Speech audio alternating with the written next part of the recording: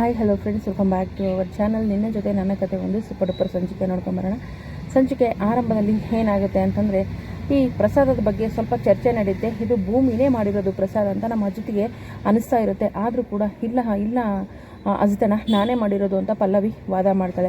ಸರಿ, ಅದೇನಾದರೂ ಸರಿ, ಫಸ್ಟು ಏನಂತಂದರೆ ನಾವು ಪ್ರಸಾದನ ಹಂಚಬೇಕು ಅಂತ ಹೇಳ್ಬಿಟ್ಟು ಮಾಡಿರೋ ಪ್ರಸಾದನ ಎಲ್ರಿಗೂ ಹಂಚೋಕ್ಕೆ ಅಂತ ಹೋಗ್ತಾರೆ.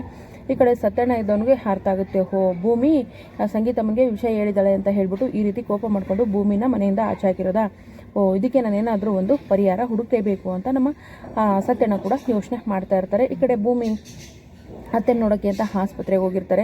ಆಸ್ಪತ್ರೆಯಲ್ಲಿ ತನ್ನ ಮನಸ್ಸಿನ ಭಾವನೆಗಳನ್ನೆಲ್ಲ ಹೇಳ್ಕೊತಾರೆ. ನಚ್ಚಿ ಬೇರೆ ಒಂದು 2-3 ದಿನದಿಂದ ನಿದ್ದೆ ಇರೋದಿಲ್ಲ, ರೆಸ್ಟ್ ಇರೋದಿಲ್ಲ. ಹಾಗಾಗಿ ಸ್ವಲ್ಪ ರೆಸ್ಟ್ ಮಾಡಿ ಏನಂತಂದರೆ ಫ್ರೆಶ್ ಅಪ್ ಆಗಿ ಬರೋಣ ಅಂತ ಹೋಗಿರ್ತಾನೆ. ಆಗ ಗಣೇಶನ ಹತ್ರ ತನ್ನ ಬೇಡಿಕೆಗಳನ್ನು ಇಟ್ಟು ಯಾವುದೇ ರೀತಿ ವಿಘ್ನ ಬರ್ದಿರಂಗೆ ಕಾಪಾಡೋಣ, ಮತ್ತು ನಾನು ಆದಷ್ಟು ಬೇಗ ಹುಷಾರು ಮಾಡು, ಇದು ನನ್ನ ಕೊನೆ ಆಸೆ ಅಂತ ತಿಳ್ಕೊ ಅಂತ ಹೇಳ್ಬಿಟ್ಟು ದೇವ್ರ ಹತ್ರ ಮಾತಾಡಿ ಹೋಗ್ತಾಳೆ ನಮ್ಮ ಭೂಮಿ.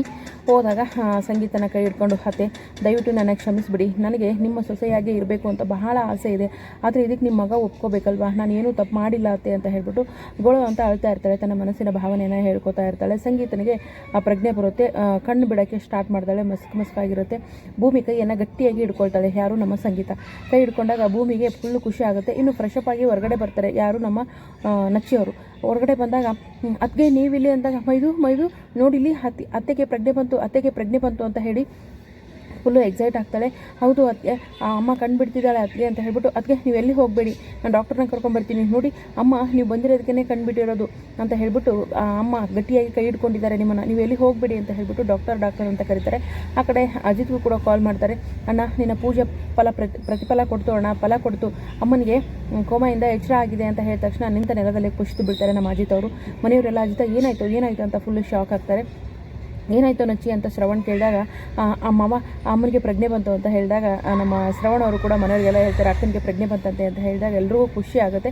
ಎಲ್ಲರೂ ಇನ್ನೇನು ಆಸ್ಪತ್ರೆಗೆ ಓಡಿ ಬರಬೇಕು.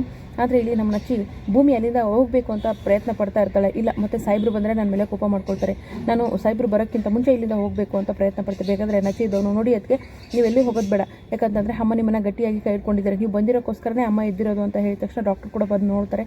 ಏನಾಯಿತು ಅಂತ ಹೇಳಿದ ತಕ್ಷಣ ಅಮ್ಮನಿಗೆ ಪ್ರಜ್ಞೆ ಬಂದಿದೆ ಅಂದ ತಕ್ಷಣ, ನೋಡಿ ಹತ್ತಿಗೆ ಕೈಯನ್ನು ಗಟ್ಟಿಯಾಗಿ ಇಟ್ಕೊಂಡಿದ್ದಾರೆ ಅಂದ ತಕ್ಷಣ, ಇವರು ಅಂದರೆ ನಿಮ್ಮ ಅಮ್ಮನಿಗೆ ತುಂಬ ಇಷ್ಟ ಅಂತ ಕಾಣಿಸುತ್ತೆ, ಅದಕ್ಕೆ ಇವ್ರು ಬಂದಿರೋಕ್ಕೋಸ್ಕರನೇ ನಿಮ್ಮ ಅಮ್ಮನಿಗೆ ಪ್ರಜ್ಞೆ ಬಂದಿರೋದು ಅಂತ ಡಾಕ್ಟರ್ ಹೇಳಿದಾಗ ನಚ್ಚಿಗೆ ತುಂಬ ಖುಷಿ ಆಗುತ್ತೆ. ಅದಕ್ಕೆ ನೀವು ಎಲ್ಲಿ ಹೋಗಬೇಡಿ ಅಂತ ಪಾಪ ಗೋಗೋರಿತಾ ಇರ್ತಾರೆ. ಸೊ ಭೂಮಿ ಕೂಡ ಫುಲ್ಲು ಖುಷಿ ಇರ್ತಾಳೆ. ಒಂದು ಕ್ಷಣ ಶಾಕ್ ಕೂಡ ಆಗುತ್ತೆ, ಸಾಯಿಬ್ರು ಬಂದರೆ ಎಲ್ಲಿ ಬೈದು ಬಿಡ್ತಾರೇನೋ ಅಂತ ಹೇಳ್ಬಿಟ್ಟು ನಮ್ಮ ನಚ್ಚಿ ತಡೀತಾ ಇದ್ದಾನೆ. ಹಾಗಾದರೆ ಭೂಮಿ ಅಲ್ಲಿಂದ ಹೋಗ್ತಾಳ ಇಲ್ವಾ ಅನ್ನೋದನ್ನು ಕಾಯಬೇಕು. ಇನ್ನು ಜೋಗುತಿ ಸುಳ್ಳು ಹೇಳಿರ್ತಾಳೆ, ನಿನ್ನಿಂದ ನಿನ್ನ ಗಂಡನ ಪ್ರಾಣಕ್ಕೆ ಅಪಾಯ ಇದೆ ಅಂತ ಹೇಳಿರ್ತಾಳೆ. ಆ ಮಾತನ್ನು ನಂಬಿಕೊಂಡು ಈ ಭೂಮಿ ಅಜಿತ್ನಿಂದ ದೂರ ಆಗಬೇಕು ಅಂತ ಅಂದ್ಕೊಂಡಿರ್ತಾಳೆ. ಅದೇ ರೀತಿ ಆ ದೇವಸ್ಥಾನದಲ್ಲಿ ಶಾಸ್ತ್ರ ಹೇಳ್ತಾ ಇರ್ತಾಳೆ ಆ ಜೋಗುತಿ ಒಂದು ಹುಡುಗಿಗೆ, ನೀನೇನಾದರೂ ಆ ಹುಡುಗನ ಮದುವೆ ಮಾಡಿಕೊಂಡ್ರೆ ಆ ಹುಡುಗ ಸತ್ತೋಗ್ತಾನೆ ಅಂತ ಹೇಳಿದಾಗ ನಮ್ಮ ಅಜಿತ್ ಅವರು ಸರಿಯಾಗಿ ಪೊಲೀಸ್ ಭಾಷೆಯಲ್ಲೇ ಕೇಳ್ತಾರೆ, ನೀವು ಜೋಗುತಿ ಅಂದರೆ ನಿಮಗೊಂದು ಸ್ಥಾನಮಾನ ಇರುತ್ತೆ, ಈ ಥರ ಸುಳ್ಳು ಹೇಳ್ತೀರಲ್ಲ, ನಿಮಗೆ ನಾಚಿಕೆ ಆಗಲ್ವ, ನಿಮ್ಮನ್ನು ಪೊಲೀಸ್ ಸ್ಟೇಷನ್ಗೆ ಕರ್ಕೊಂಡೋಗಿ ಚೆನ್ನಾಗಿ ಬಾಯಿ ಬಿಡಿಸ್ತೀನಿ ಅಂತ ಹೇಳಿದಾಗ, ಕ್ಷಮಿಸ್ಬಿಡಿ ಸಾಹೇಬ್ರೆ, ಯಾರಾದರೂ ದುಡ್ಡು ಕೊಟ್ಟರೆ ಈ ರೀತಿ ಹೇಳಿಬಿಟ್ಟು ನಾನು ಹೊಟ್ಟೆ ಪಾಡಿದೆಯೋ ಅಂತ ಹೇಳ್ತಾಳೆ. ಆಗ ಭೂಮಿಗೆ ಅರ್ಥ ಆಗುತ್ತೆ, ಹಾಗಾದರೆ ಇವಳು ನನ್ನ ಹತ್ರ ಹೇಳಿರೋದು ಎಲ್ಲ ಸುಳ್ಳು, ನನ್ನಿಂದ ಸಾಹೇಬ್ರಿಗೆ ಯಾವುದೇ ತೊಂದರೆ ಇಲ್ಲ, ಇದನ್ನು ಯಾರೋ ಬೇಕು ಅಂತ ಮಾಡಿಸಿದ್ದಾರೆ ಅಂತ ಹೇಳ್ಬಿಟ್ಟು ಭೂಮಿಗೂ ಕೂಡ ಅರ್ಥ ಆಗುತ್ತೆ, ಒಂಥರ ರಿಲೀಫ್ ಕೂಡ ಆಗುತ್ತೆ. ಹಾಗಾದರೆ ಇಲ್ಲಿ ಭೂಮಿ ಆಸ್ಪತ್ರೆಯಿಂದ ಹೋಗ್ತಾಳೆ ಅಥವಾ ಮನೆಯವ್ರ ಕಟ್ಟಿಗೆ ಬೀಳ್ತಾಳೆ. ಇನ್ನು ನಮ್ಮ ಸತ್ಯನ ಕೂಡ ಫುಲ್ ಪ್ರಯತ್ನ ಮಾಡ್ತಾ ಇದ್ದಾರೆ, ಹೆಂಗಾರ ಮಾಡಿ ಈ ಜೋಡಿನ ಒಂದು ಮಾಡಬೇಕು ಅಂತ.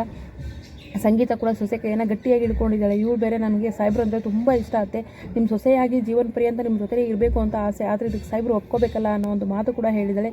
ಇದನ್ನೆಲ್ಲ ಕೇಳಿ ಸಂಗೀತಮ್ಮಗೆ ಹುಷಾರಾಗಿದೆ. ನೋಡೋಣ ಮುಂದಿನ ಸಂಚಿಕೆಯಲ್ಲಿ ಏನಾಗುತ್ತೆ ಅಂತ. ವಿಡಿಯೋಗೆ ಒಂದು ಲೈಕ್ ಮಾಡಿ, ಚಾನಲ್ ಸಬ್ಸ್ಕ್ರೈಬ್ ಮಾಡಿಕೊಂಡು ಸಪೋರ್ಟ್ ಮಾಡಿ. Thank you so much.